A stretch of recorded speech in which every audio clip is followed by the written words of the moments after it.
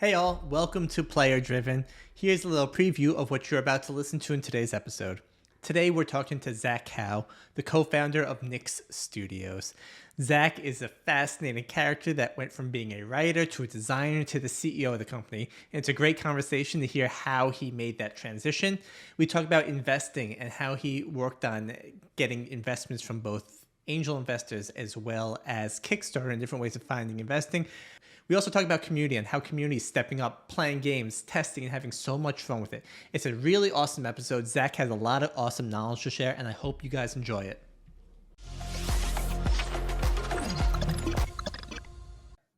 Hey, everybody. Welcome to Player Driven. Greg here.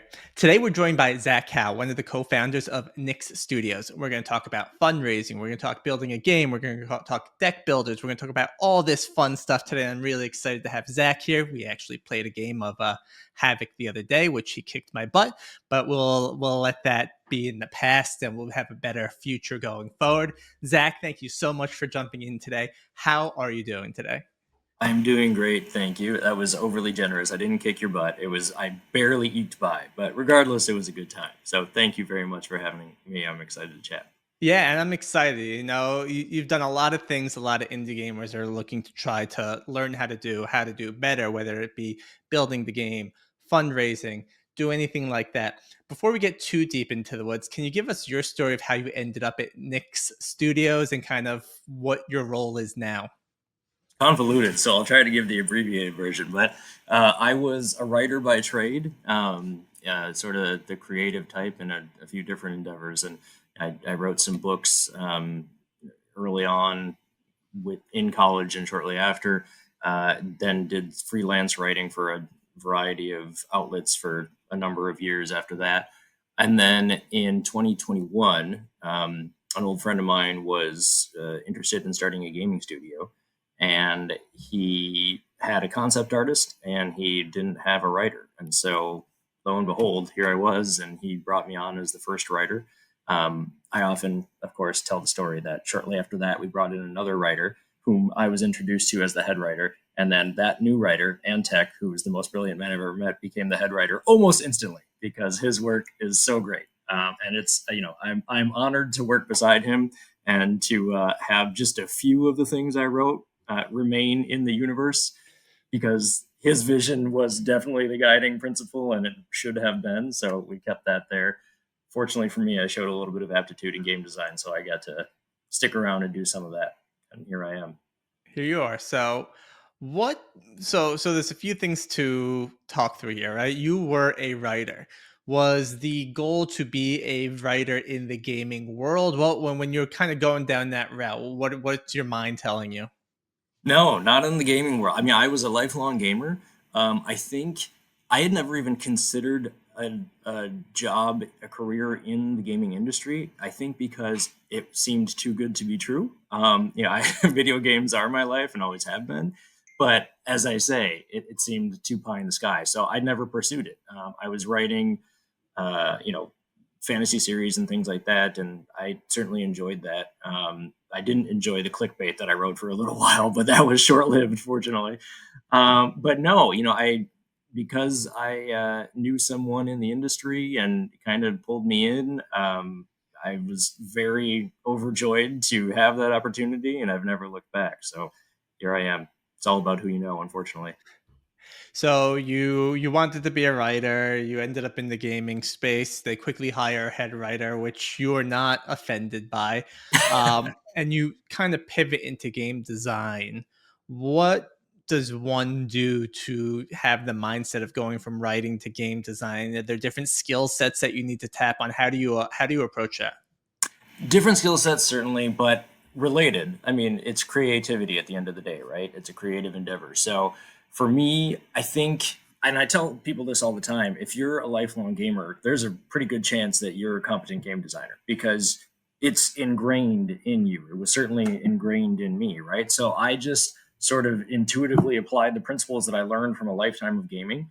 I supplemented that with podcasts and things from notable game designers, specifically Mark Rosewater of Magic the Gathering. I believe he's the lead designer of that game and has been for like decades, literally. So I consumed as much of his talking as I could, and as I was designing this game. Once I stumbled onto this path of card game design specifically, because initially we were making an RPG.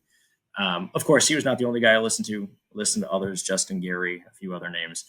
But if you dig in and do it, if you have experience in the field, even if it's not professional experience, again, just being a gamer, period, I think one would be capable. So it really wasn't a difficult transition from writer to game designer for me.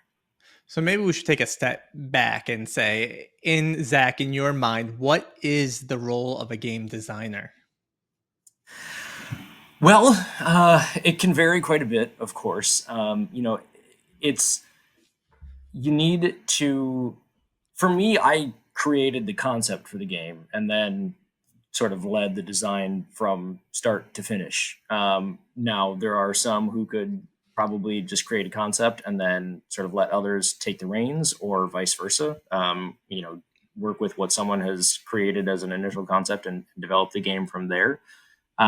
I tend to think that it is something that should be done with at least a partner, if not a team. I have a co-designer named Cole Beardsley. He's brilliant, also a lifelong gamer, but also no experience in game design like myself. He was a Magic player, a heavily Magic player. I actually wasn't a big Magic player. So, I think our experiences in gaming complemented one another. But just I wish I had a more articulate or insightful answer. The reality is, it's just trying and doing the thing, and you can probably do it. I love this, right? You got two game designers that don't quote unquote know game design. So I feel like you got really great creative sides, but maybe you got to work on that sales pitch, Say, hey, Hey, well, uh, I'm not trying to sell it here. no, I don't need to at this point. The nice thing is we have a pretty great game. I mean, and I won't take sole credit for that, but not by a long shot. Part of the reason it's so great is because of my art team, who are exceptional and created just a visually stunning game. It's also because of the universe that Antec created that I have these toys to play with, so to speak, in terms of the various factions and civilizations or whatever. It was kind of ripe for the taking to be distilled into a card game, and then from that point on, it was just a matter of applying, some game design principles. I guess if you don't know where to start when you're setting out in game design, find a few different games that are your, you know, uh, guiding lights. Combine various elements of those things, of those games, but make sure in so doing you're creating something new. Because every game's been made, every game has been designed. So what is left now to everyone is to make games that are reminiscent of others, but they have a significant enough twist that they're original, that they're unique, right? So that's kind of the key thing, is finding that fundamental element of the game that can be changed in such a way that it makes for what feels like a profoundly different gaming experience. For us, it was the field of play, a 6x6 grid. It introduces movement and range in addition to the standard, other statistics that you see in card games and card battlers. Now, that wasn't original. I mean, other people have used those types of fields of play.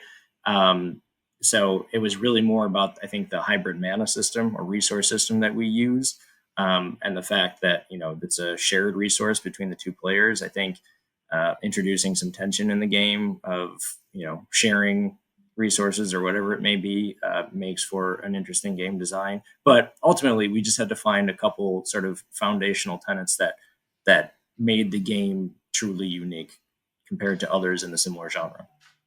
So let's spend some time talking about what Havoc is, right? You're talking about the gameplay mechanics, right? Our listeners may or may not. So, Nix Studios is building Havoc, which is currently a card game. Can you kind of let us know what Havoc is and where the state of it is today?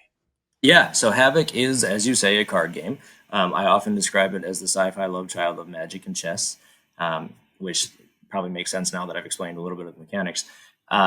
we call this first iteration of it Havoc Gen Zero. We had a Kickstarter for it in the fall of last year for the physical version of the game.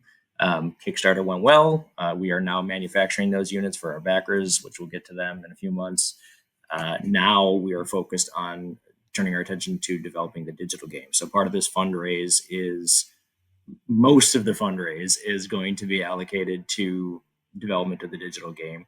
Some of that is going to be a smaller retail operation, at least to start, for the physical version of the game, because we want to keep that alive. The two will support one another, the physical and the digital, that is. So it will exist in various formats, but our primary aim right now is to make the digital version of the game, so it'll be reminiscent of Hearthstone or other, even Magic Arena, other online digital card games. So we got physical, digital version. We have kind of the idea you're going through fundraising to make sure you can support that stuff right now. I want to go back to something you said a little earlier, which is kind of the building of new mechanics or finding which mechanics work in some games and others, right? So you're building a card game. You're not necessarily the Magic player. So before we even get there, what card game sold you on making a card game?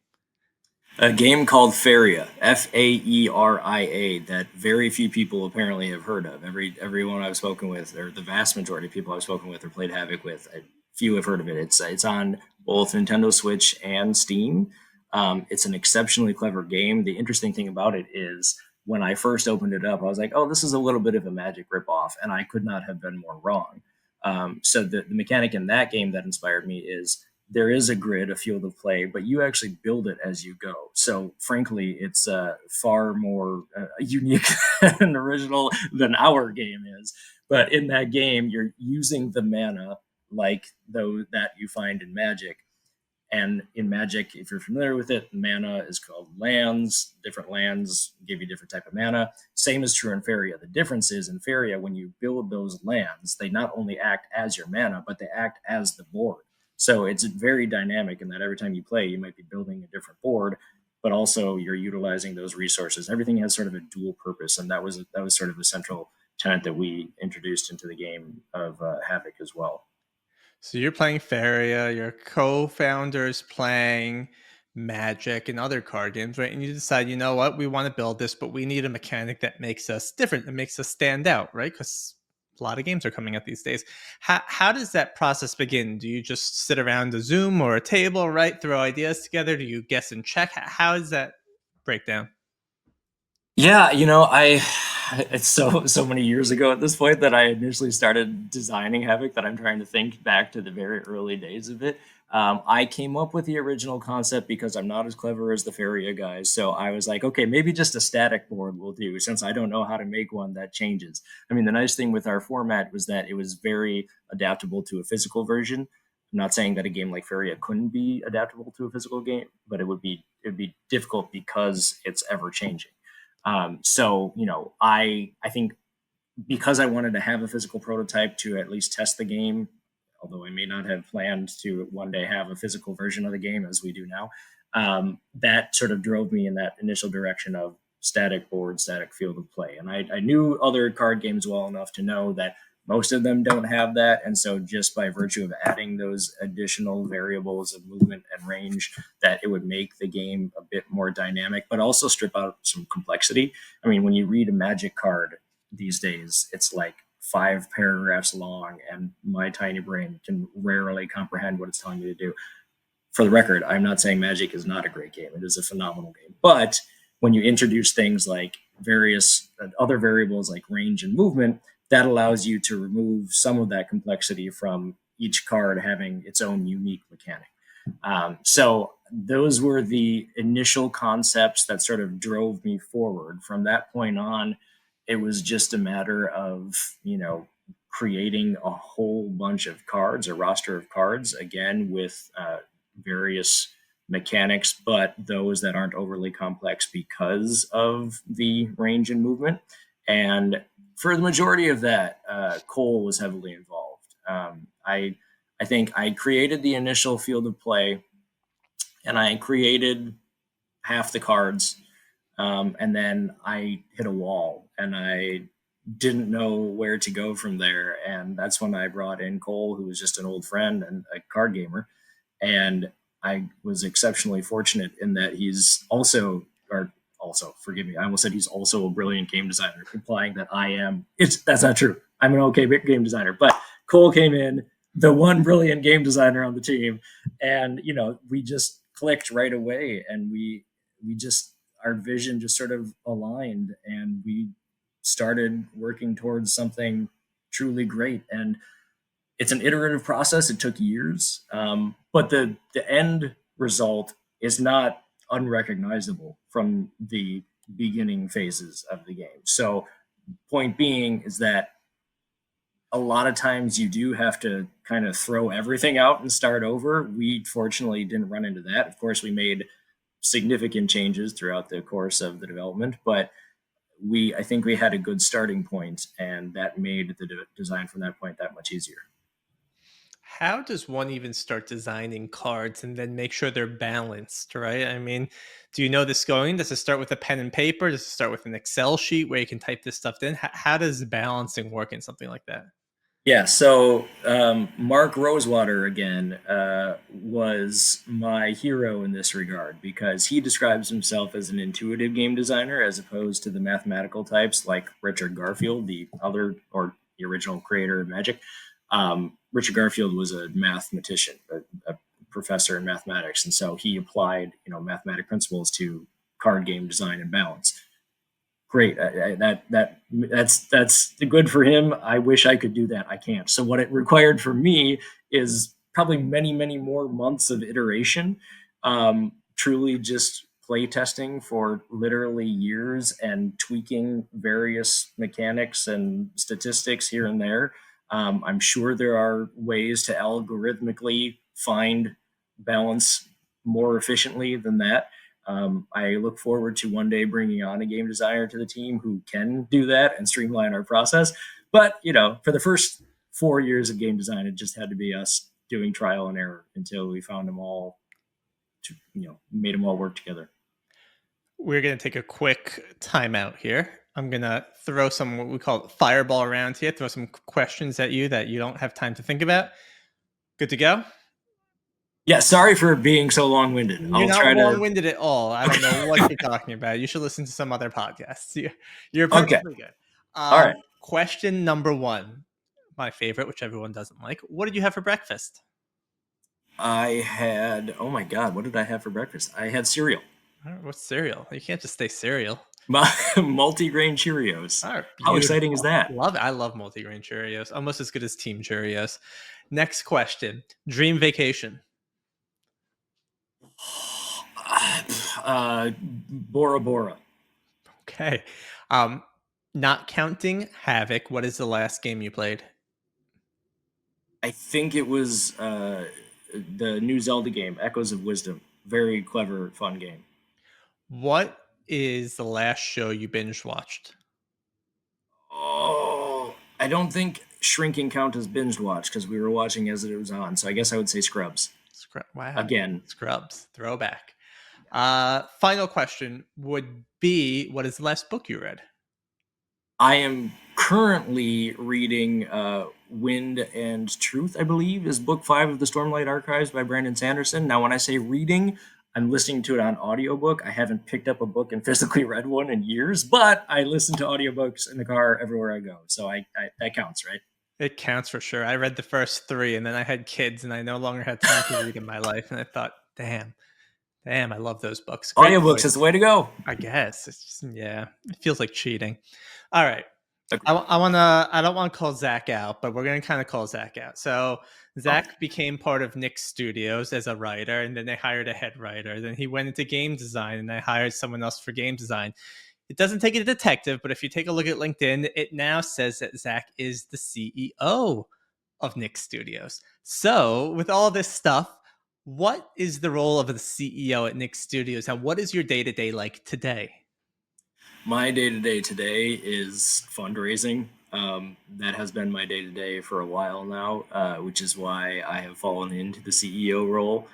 I never anticipated this for myself. Back in, I'll give you a little bit of history to give you some insight as to why we ended up here. So back in the spring of 24, The guy who had been funding the project to that point, he had his first child, and he had some other things going on with a couple of his companies that he decided that he didn't really want to put any more into this one.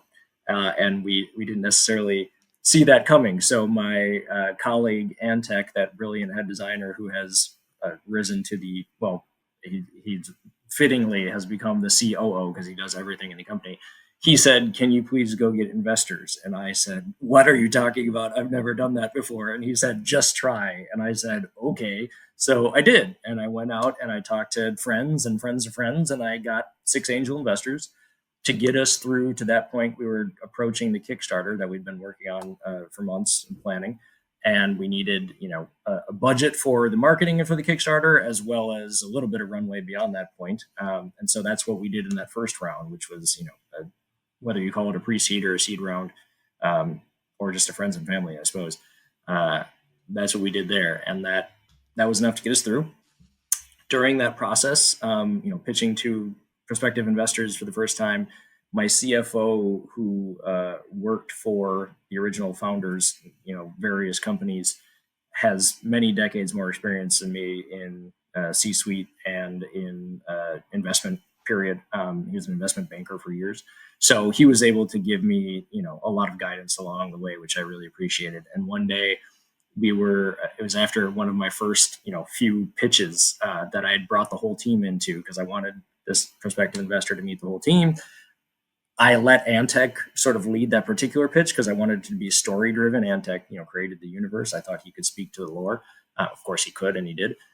After that, I had a call with the CFO the next day, and he said, "You kind of let Antec run the show there. I think as the CEO, you should probably be leading these pitches." And I was like, "I'm sorry, as the what now?" And he's like, "Well, you've gotten multiple investors to invest at this point, so you're the CEO now. Congratulations."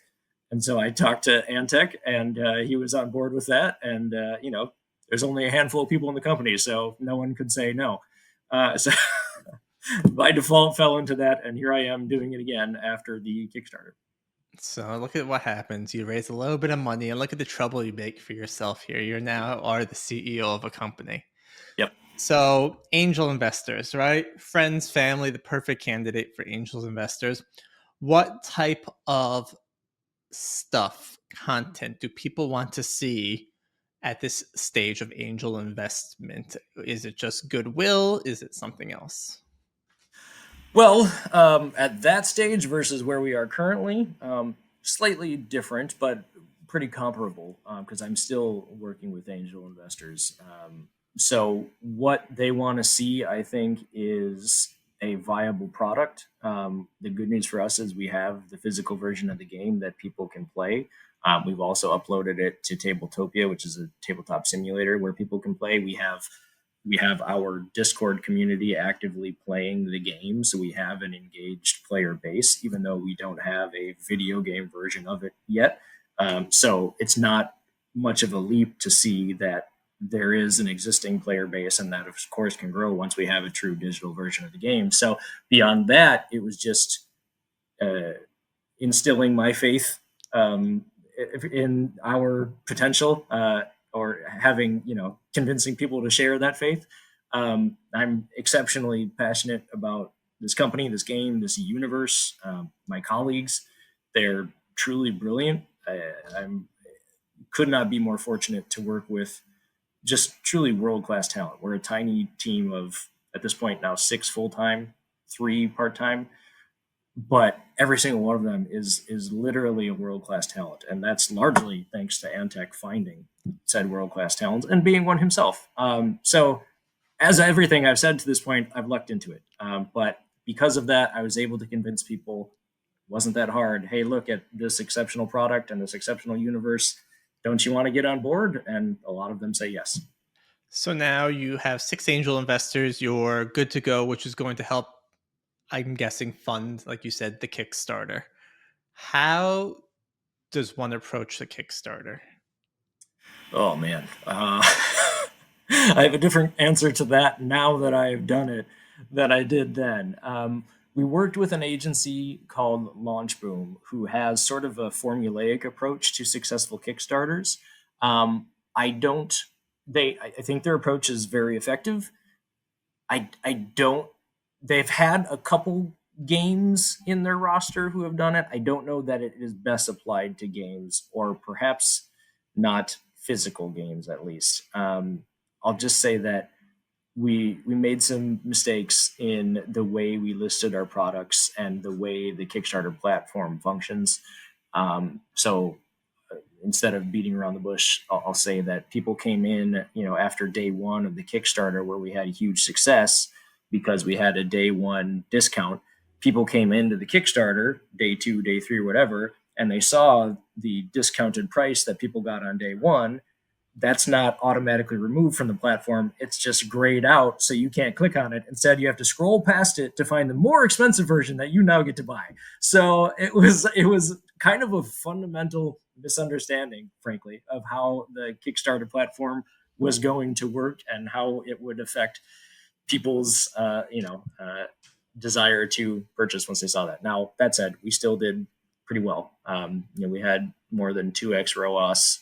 We just had a small budget, so 2x ROAS only got you so far, but it got us far enough to get that 500 plus backers, and felt pretty good about the end result. So yeah, I'd say learn from past mistakes. If we ever do a Kickstarter again, it's a lot of work, months of work just to prep for it. So be prepared for that if you're going to do it.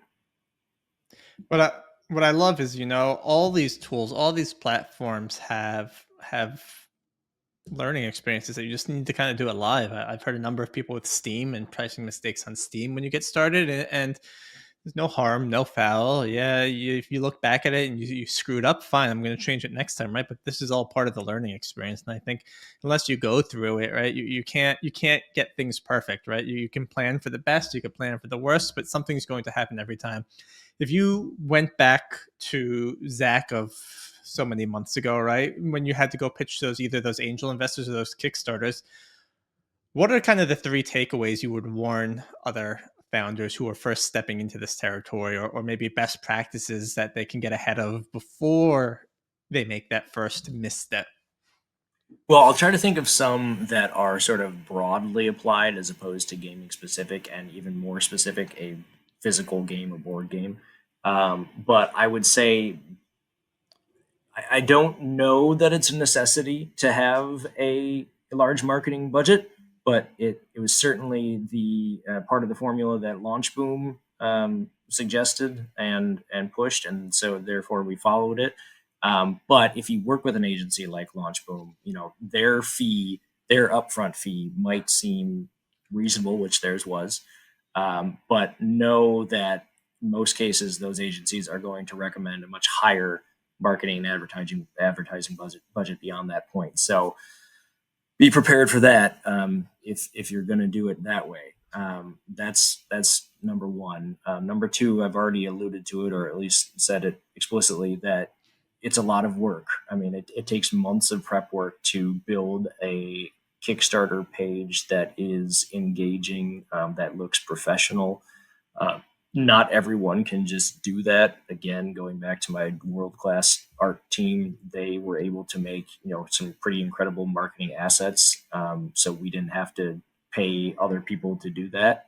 But in a lot of cases, people will need to pay other people to do it because it requires highly polished marketing assets, images from the game, whatever it may be. It also requires networking to influencers in various ways.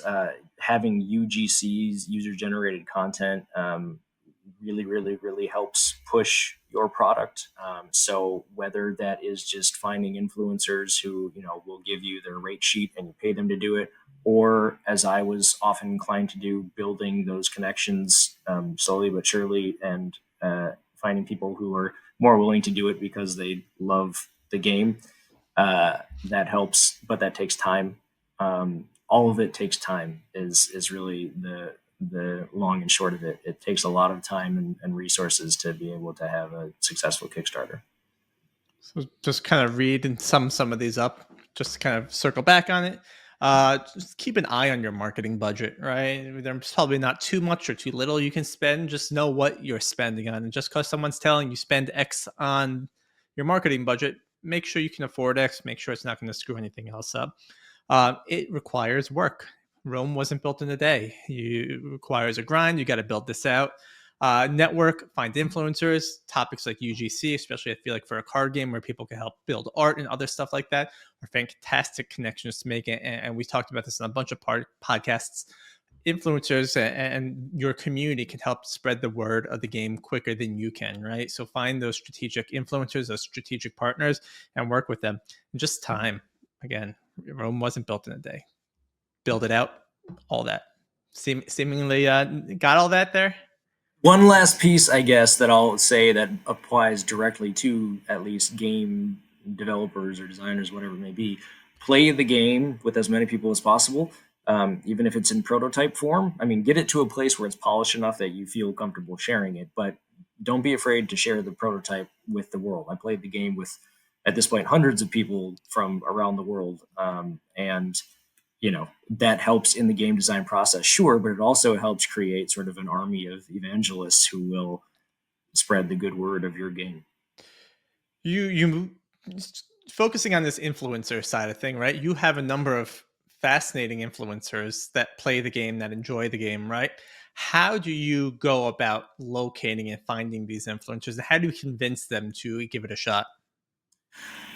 There's a few different ways. Frankly, given the way that Twitter, I refuse to call it X, has changed, it might be more difficult to copy my initial approach. But I'll just say what I used to do on Twitter was that I would find people who played card games, both casual fans and influencers. I would record a brief video saying, "Hi, my name's Zach. I have this game that I think you might like. Do you want to give it a shot?" And then I would DM them with that video. And I had a lot of people say, "Wow, I've never had someone send me a video before. This is really cool. Thank you for personalizing it." Now, if you find yourself on a platform where you can't send a video, then make sure you're at least personalizing those outreach messages. Once I've transitioned over to LinkedIn now as my primary platform for making connections, which I love, by the way, it's very effective. I'm not able to send a video initially with my intro message, but I make sure to personalize it. People know if you take the time and effort to do that. If you send, a blank connection request, I mean, frankly, you're better off sending a connection request without a canned message, just a blank one with no message, than you are sending one that says, "I would like to be your connection," or whatever it is. So, ideally take the time to craft personalized messages to each individual. It's hard, it takes time. And with 300 characters, there's also, an art to it. I often find myself using every single one of those 300 characters. Now, one other caveat to that is that I will sometimes use LinkedIn Sales Navigator. So that allows you to send longer messages. That has also been effective. I don't know why I tend to use just the standard LinkedIn message more than Sales Navigator. I think I like this back and forth of so and so viewed your profile. It's when you go to someone's profile and they get that notification that so and so viewed your profile, that's sort of one register of you being there or you being on their radar. Send them another message and that's another one, right? So like just by the very virtue of going to their profile and then sending them a message, you have now popped up on their notifications twice. So there's certainly value in that. And I think, that's probably intentionally designed by LinkedIn and I love it. So even in the times that I did use Sales Navigator, where you can find someone's profile and send them a message without ever giving them the notification that you view their profile, I would still go view their profile. So they at least got that notification. We talk about that a lot in the sales world, where you can, if you're a business development rep or even if you're a higher enterprise sales rep, how your first action should be something like view their profile on LinkedIn, send them a message on LinkedIn, and then what you can do is you can follow up with an email, because then when you send an email and they see your name pop up in their email box, they're going to say, you know what, that name is familiar. Why is that name familiar? And then you can click it up, and it's kind of like a three-headed attack to try and get in front of the people, and people are really receptive to it. I think going back to your personalizing a thing, whenever I see BDRs, or the business development reps, doing canned messages, it makes me want to pull my hair out, because we all get canned messages. Yeah, there you go. There's nothing to pull. But like, we all delete canned messages, right? We all maybe even delete personalized messages. The thing is, we'll take a second to look at a personalized message. I will happily reply to a personalized message if they took the time to say, hey, I see you went to this school, or, oh, look, I got people calling me out because I'm a Jets fan. So they'd say, I see you went to the Jets game, blah, blah, blah, right? I will instantly respond, even if I don't have a budget to buy something, right? To let them know, hey, sorry, like, but I'll remember that. I think it's super powerful knowing someone's name, personalizing it, doing a little bit of work, because if you're not willing to put in the time and effort to learn who I am or who I'm reaching out to, right, I'm not going to take my time as well to reply. I think it goes both ways.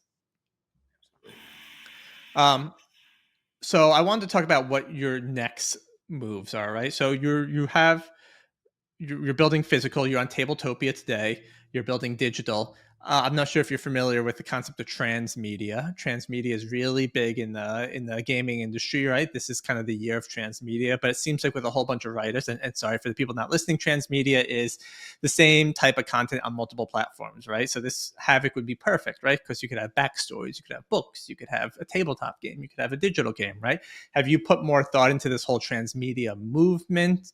And kind of how do you see that going? Sure have. Yeah, we're building a franchise, frankly, and I know a lot of people think it sounds crazy when I tell them that one day it'll be the size of the Star Wars franchise, but one day it'll be the size of the Star Wars franchise. You can bet your bottom dollar, my friends. No, I mean, when we started out, we came together in that very beginning as a handful of guys with mostly creative backgrounds and no game design skills, or at least experience, and started making an RPG. We didn't intend to create a universe. But because my co-founder Antec wrote this exceptionally rich, vast, deep universe with so much potential, we realized pretty early on that limiting it to just a game or two would be foolhardy. Um, I, I wish I could wax poetic about the lore, but I would go on for hours, so I won't do that. I'll just suffice to say it's a very dark, cerebral sci-fi setting with a lot of different alien civilizations, with all with their own backgrounds. Antec wrote histories and prehistories of each of those civilizations' homeworlds, like hundreds of pages of writing that is all just backstory. So it's all rife for adaptation in all other forms. So we are talking to a couple different Hollywood studios and things of that nature, comic book publishers as well. We want to develop pretty much every form of entertainment, transmedia. Now, it's important too to keep your eye on the ball. Those discussions that we're having are very preliminary and intended to be so. We are focused on developing the digital game first. We're a small team. We shouldn't bite off more than we can chew. Same is true of other people as well. So establish those connections early if you can, and keep that in mind as you develop the game and the universe. Slowly but surely, let that lore out into the world to have people engage with it. We now have some fans in our Discord who are making their own type of fan content. One guy's making a comic book. One guy asked if he can make a TTRPG out of our lore or our IP. So certainly encourage that as well. We also have people in our Discord community who just wrote fan stories for our website. We have a community section on the website for the universe. So don't bogart it. Allow other people to experience it and allow them to connect with it personally and create with it, and that will help you develop the universe further, but also create evangelists, as I've already used that term. But it's important in developing a universe that you have people out there singing your praises, or at least that of your IP. I love it. I love that you see the big picture, and I'm with you, right? Like, you could be a dreamer and know it's 10 years down the line, but you need to start with today, right? Today needs to be Havoc. It needs to be the board game. It needs to be the digital game, right? Like, you can see the bigger picture and always be striving to work towards that bigger picture, but keep the present in mind, because without the present, the past or the future will flop. Um, your community is really strong. They're playing the game. They're doing awesome. How did that get to be? Engagement from us. I built our first player ship by playing one on one with people from around the world for many months in my hours where I could make it work. And then beyond that, again, I keep bragging about them, but my world class art team and Antec, they're basically our marketing department, which we don't necessarily have expertise in marketing, but because they create such engaging materials, assets, it makes us pop. And so when people see that initially, they can see that it is a quality product or universe or whatever, something that has had thought and time put into it. And so they're already, primed when they get to that space to be, activated as a loyal fan. But at the end of the day, it's one-on-one engagement. I'm in our Discord every day talking with our various players. I still play regularly with some of them. Make yourself available as much as possible to engage with those people, because if you can get them to fall in love with your game or your universe or whatever it is you have, that's great. If you can build personal authentic relationships and friendships with those individuals as well, that'll just cement it further. So it's really just a matter of putting in the time and effort, which is a lot easier said than done, but it kind of has to be done. Zach, who started as the writer, the game designer, the CEO, you've seen a lot of different positions and you're becoming a jack of all trades, which is extremely impressive. And congrats to all your success. It is well deserved and you're grinding hard. What is the skill set you say you use the most these days compared to the days of when you were a writer or game designer? I am fortunate to be an extrovert. I very much love engaging with people, getting to know people. I'm outgoing, and that has worked in my favor. I mean, my job now is building connections and relationships, and as I say, I'm fortunate enough that I love doing it. So I wish I could give introverts some guidance on this front. I can't, because I haven't experienced these things from your perspective. I know some founders who do describe themselves as introverted CEOs, and I'm thoroughly impressed by their ability to sort of overcome that. For me, it's easy because I love talking to people. So I can't give you specific advice, but whatever you can do to get yourself in a place where you love talking to people and meeting new people and building connections, because network is your, oh God, I almost said network is your net worth, but it's kind of true, as cheesy as that cliche is. Make connections. That's the best way to grow. Yeah, no doubt about it. And nail that elevator pitch if you're an introvert and you're afraid to talk. It's your game, it's your baby. Know how to talk about it. And the beauty of the space is that we're all gamers. We all have something we can talk about, whether it be the time we played Magic or Pokemon or some sort of card game, right? Or the time we played Havoc. The beauty is that we're all gamers. And you should nail how to be able to talk about that, because it's your turn to be the sales rep. You need to be able to sell your game in the best way possible. With that, Zach, I think that is all the questions I have today. Can you let us know where our audience can find you or Havoc or so on? Yes. So go to discord.gg/havoc gen zero. Dashes between those three words. Havoc dash gen dash zero. Or you can find us Havoc TCG. That's our handle on literally every platform. If you're even remotely interested in playing the game, shoot me a DM. I'd be more than happy to introduce you. I've played this game thousands of times and I still love it. So I love introducing new people. We also have a ton of people in our Discord now who consider themselves to be, well, I as well consider themselves as ambassadors. So you'll find other people who are willing to play with you too. So come to the Discord, please play with us. You'll have fun, I promise. We will have links to Havoc, to Tabletopia, to the Discord, all on the player driven forum, blogs, call them blogs, I guess. Yeah. You can also play me, challenge me. I will happily play you as well. We want to build a whole cool group here, and I love it. But Zach, I think what you're doing is amazing, and congratulations on this crazy success on what you're building at Nix. I think it's fantastic and exciting. Zach and I are also going to figure out how to play a game online. Well, we know how to do it, but how we can record it and make it engaging. So that's kind of our next thing we want to do. But Zach, thank you so much for your time today. It's so cool to hear your story. I'm super excited to see what Havoc can do, and it's a ton of fun. So make sure to check it out. But once again, Zach, thank you so much for today. Thank you so much for having me. I appreciate it. How do I end this?